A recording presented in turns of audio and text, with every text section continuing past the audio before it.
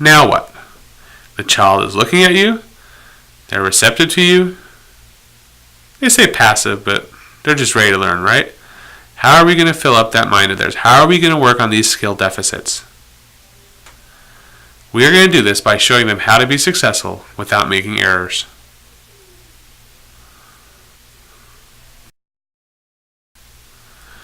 Errorless learning. Basic rules.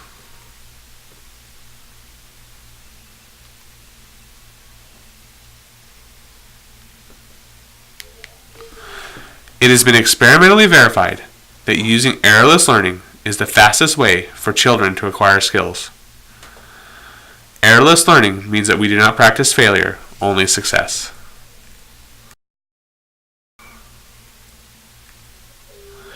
In errorless learning, we practice acquiring a target skill using a discrete trial. The trial is prompted, or we help them get the right answer. The prompt or the help continues until the child meets the criteria. And that criteria is mostly 80%. But I don't want to give you that hard and fast rule. It's going to depend on what the analyst of the case is saying. But the point is the trial is prompted until it meets the criteria for mastery. And once that criteria is met, you're going to change what might be known as a phase. You might go into a next phase where we wait longer to prompt. Phases progress in such a way that prompts are faded. And when I say faded, that means they're systematically removed.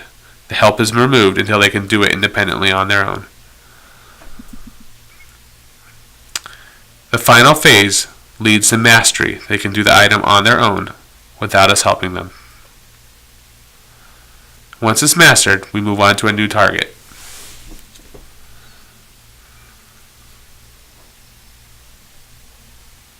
Again, this will make much more sense when you're actually working in the field. But right now, I just want you to understand that we'll be using errorless learning through discrete trials.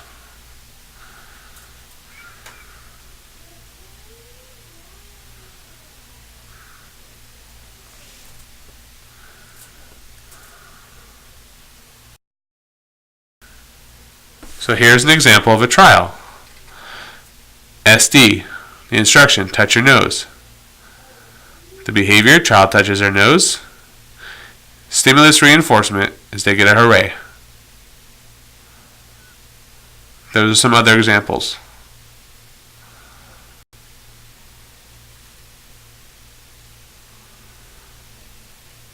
The second example, hold up a cookie. Child says, I want cookie, and they get the cookie. Right? The SD was the cookie, seeing the cookie. Child saying, I want the cookie, and getting the cookie was the reinforcer.